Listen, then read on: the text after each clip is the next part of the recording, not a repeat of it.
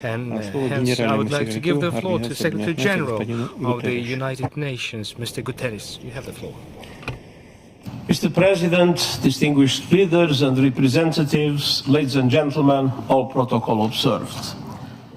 I am grateful to participate in the 16th BRICS Summit. Collectively, your countries represent nearly half of the world's population. And I salute your valuable commitment and support for multilateralism and international problem solving as clearly reflected in your team this year.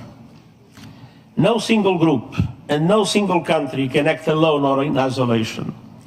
It takes a community of nations working as one global family to address global challenges.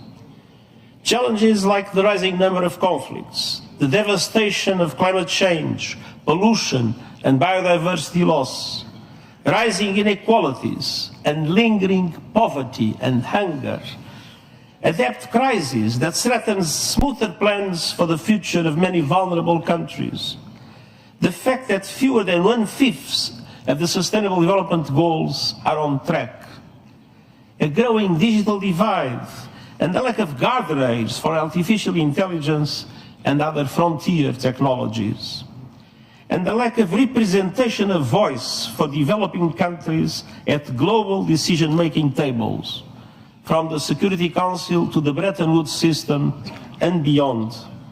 These must change.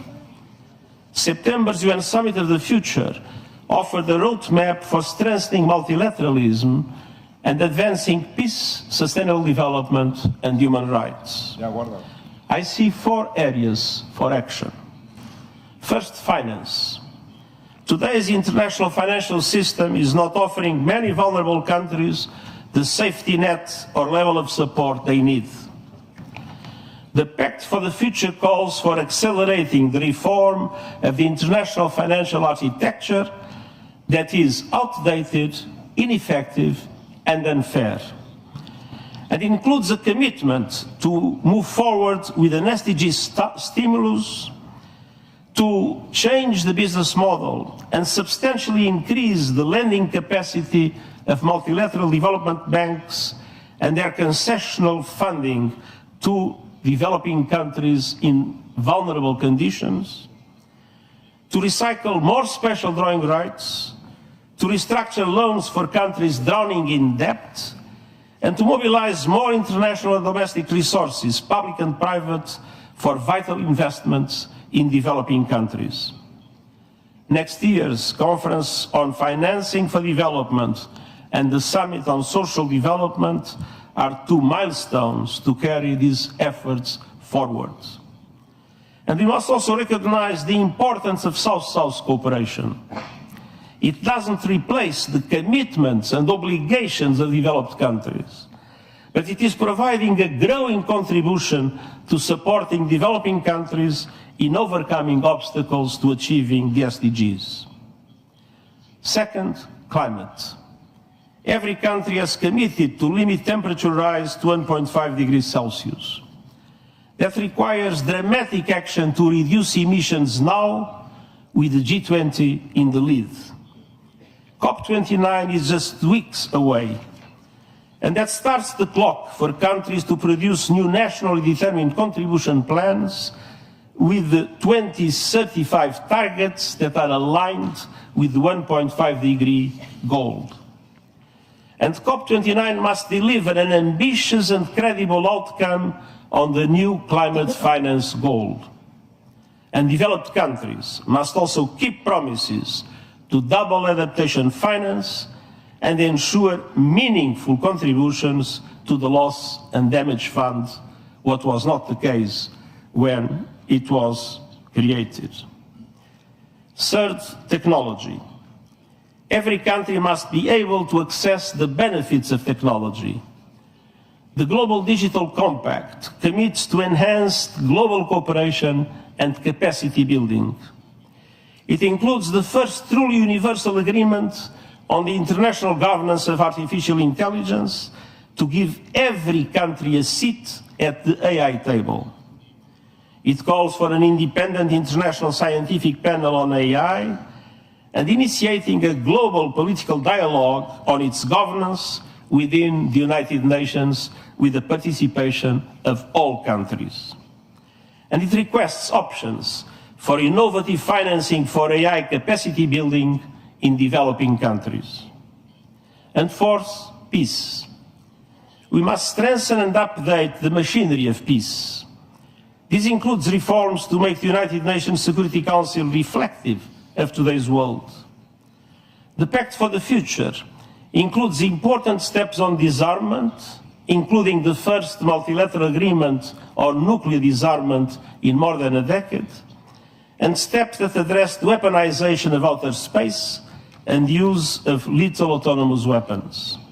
Across the board, we need peace.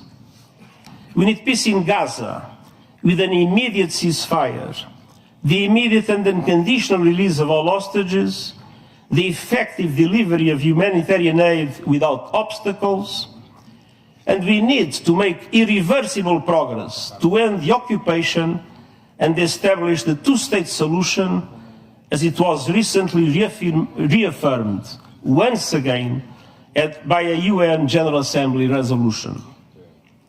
We need peace in Lebanon, with an immediate cessation of hostilities, moving to the full implementation of UN Security Council Resolution 1701. We need peace in Ukraine, a just peace in line with UN Charter, international law, and General Assembly resolutions. We need peace in Sudan, with all parties silencing their guns and committing to a path towards sustainable peace. Those were the messages I have delivered to the high-level segment of the General Assembly in September in New York. Unfortunately, they remain valid here and now. Everywhere, we must uphold the values of the UN Charter, the rule of law, and the principles of sovereignty, territorial integrity, and political independence of all states. Excellencies, ladies and gentlemen, the Summit of the Future charted a course to strengthen multilateralism for global development and security. Now we must turn words into deeds, and we believe BRICS can play a very important role in this direction. Thank you very much. Уважаемый господин генеральный секретарь сказал о том, что мы должны все жить как одна большая семья. Уважаемый господин генеральный секретарь, мы так и живем. Вот в семьях, к сожалению, часто случаются размолвки, скандалы, дележ имущества. Дело иногда доходит и до драки. Цель BRICS заключается в том, чтобы создать необходимые механизмы взаимодействия и создать благоприятную атмосферу в общем доме. Мы этим занимаемся и будем это делать, в том числе в тесной координации с организацией. Спасибо большое. Уважаемые коллеги, друзья, у нас сейчас небольшой перерыв, и мы сразу же продолжим работу в формате рабочего завтрака. Благодарю вас.